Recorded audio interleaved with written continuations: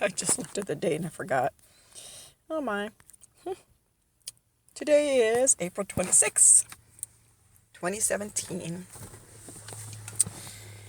And I hope you all are doing well today. I'm doing well. Hold on a second.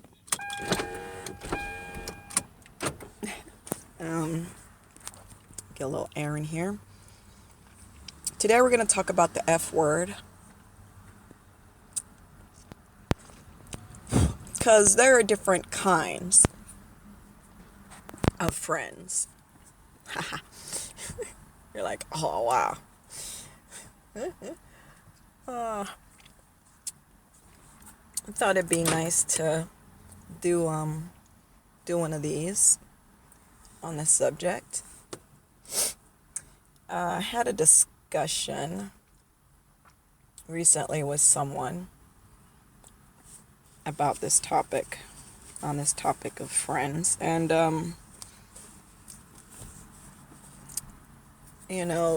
when you have conversations with people that you think you know about subjects like this, like real subjects, like going below the surface, then you realize you don't know people as well as you thought you did. We don't. And that's good, because we don't even really fully know ourselves. But it was interesting as we talked about it.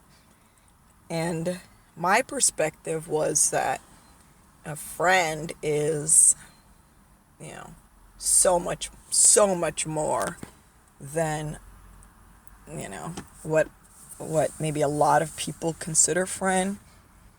And the other person's perspective was, well, that is the definition of friend, though.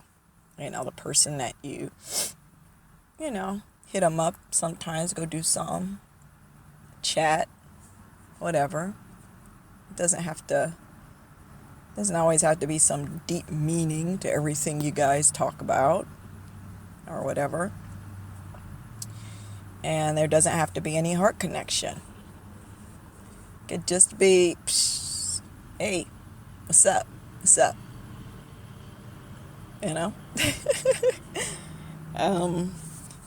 But the person was saying that is how most people think about that word.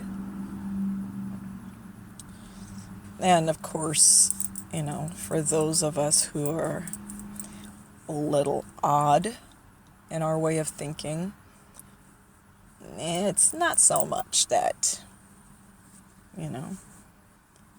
that idea of just, somebody that you don't really have any connection with. But, so finally, we just had to call a truce and say, you know what? Each individual is going to have their own feeling about, what, and it doesn't really matter, because it is a word, and a word is a word. A word is never the actuality. But we're going to talk about it anyway. Because some things came to me, recently. See if we can develop this out. But it seems that there are basically two types of friend. A friend who, and by the way, we're veering into a whole different direction now. So we're done with that first part. But these are just ideas floating around in my head. So just thought I'd share them, and feel free to share your ideas as well. So two types of friends.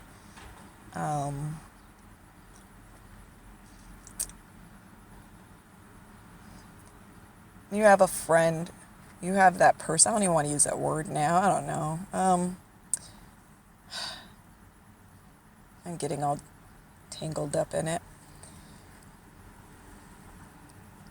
For me, the one type of friend is that person who is concerned with the other person's well-being. Truly concerned. That's priority.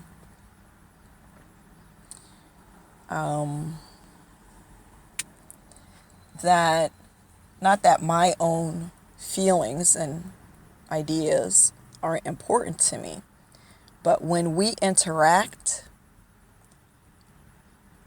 when you and I are interacting as friends, I don't want to intrude on your feelings and ideas with my own in an effort to change yours or to fix you.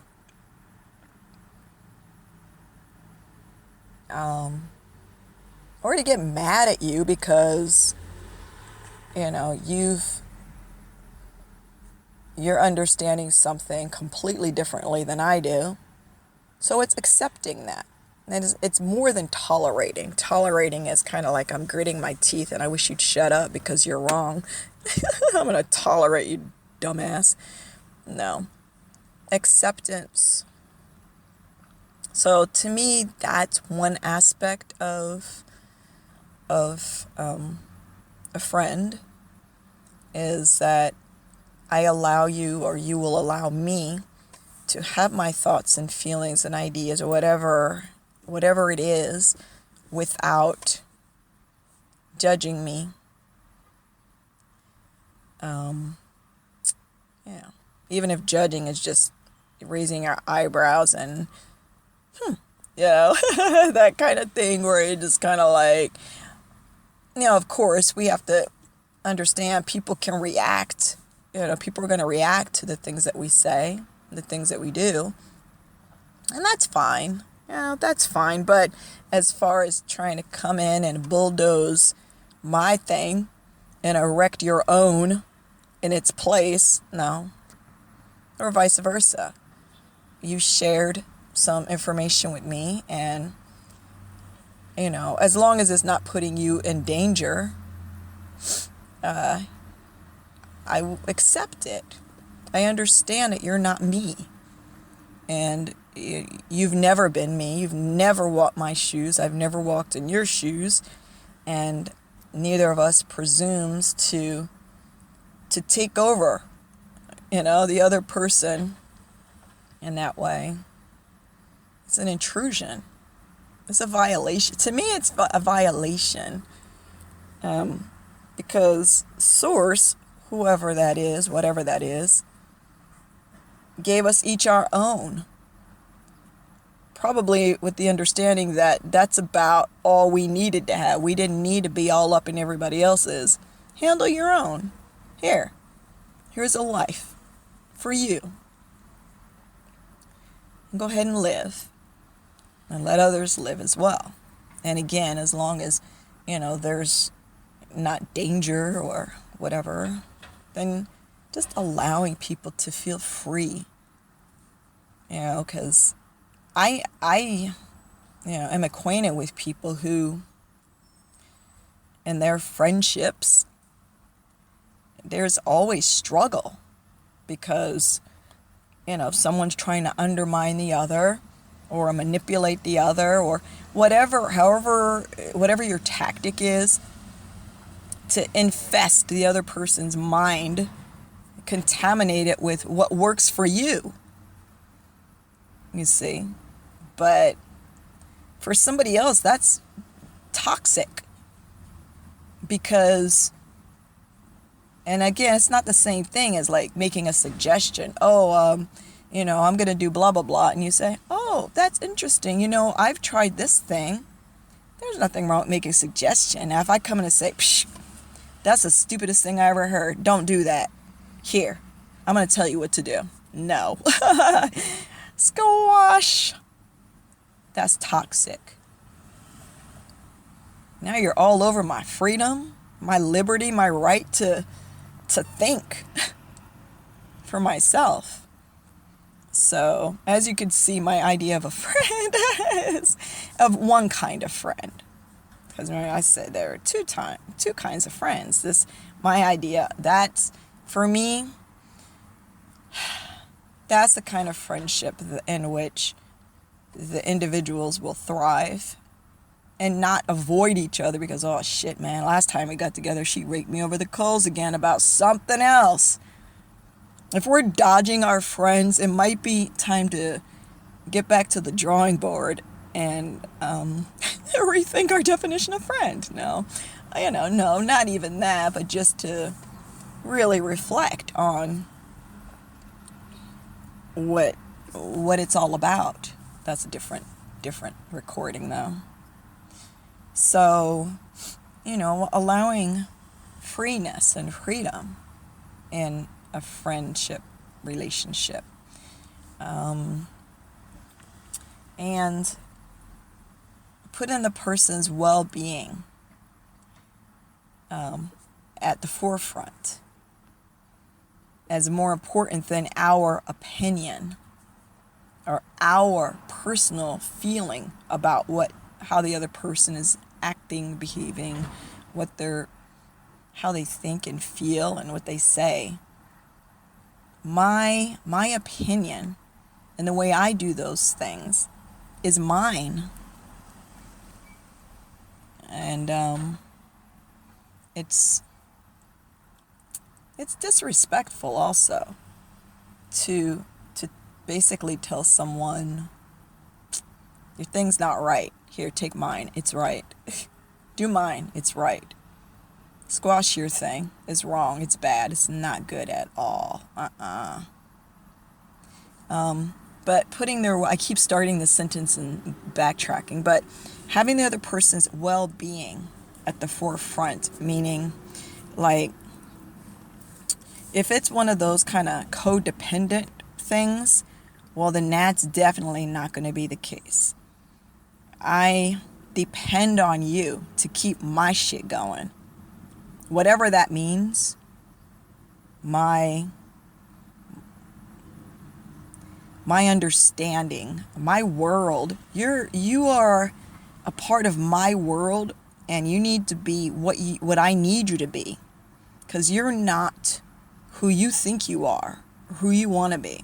In my world, you serve a purpose. And in a codependent relationship, that is the most important thing. Not your well-being, not your expansion and coming to understand a more awareness and trueness and acceptance of yourself, whatever. No. As long as that shit doesn't interfere with mine, that's fine. But I depend on you for my thing to move smoothly. And when you start bringing in ideas and doing things and reading things or whatever you're doing that threatens what you represent in my world, that's a problem. And yes, you're my friend. You're my friend, quote friend. However, what's best for you is not what's best for me in this relationship. See, and there are quite a few of those type of relationships around too. And people view those as friendships. Like, he's got a strong personality, whatever it is, and just kind of play it down to something that's not chipping away at me, at my soul. Just trivialize it to not that important, but it is important.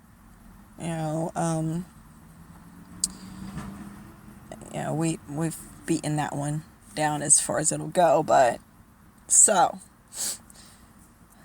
that relationship that I was just describing is the second type of friendship. So you have the first type where there is this mutual respect and love for each other. And understanding that, I see that you're about to embark on something that is not in harmony with the way I do things, but you know what? It's your life. Do your thing. Do you. So that's the first type of quote friendship. And I would say the second type is that other one where it's just, you know. And then in those cases, like, the person will acquiesce and they'll go ahead. It's like, I don't want to fight. It's fine. But it's not building up the relationship. You know, there's trust now.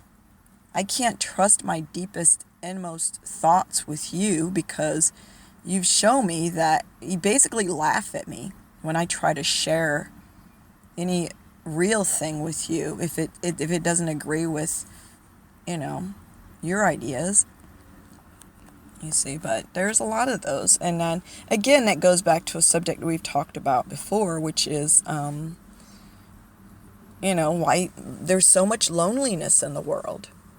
So many people and so much loneliness, because these are what these people we're calling our friends, and they're doing more damage to us than any of the strangers that we encounter on public transit or wherever we're going. They're hurting us more than the people that we don't consider friends but are kind of established in our circle somehow, maybe through work or neighbors or, you know, just some way. Because those people, we don't have them close to us the way we have allowed someone that we call a friend to come in. And those people that we allow to come in, they're the ones that can really hurt us because, you know, we described it already. But so anyway, those are just some thoughts I was having recently about the F word. And that's just, you know, right now. It's 12:24 in the afternoon today, and that's what I'm feeling at this moment. But hit me up tomorrow and I might say something else. No, I'm kidding. I don't know. You never know. But just to say, it's just kind of what presented itself. So I wanted to share that. And again, please feel free to share your thoughts as well, because we're all doing this thing. And it's nice when we can do that. So on that note, much love, you guys. Bye.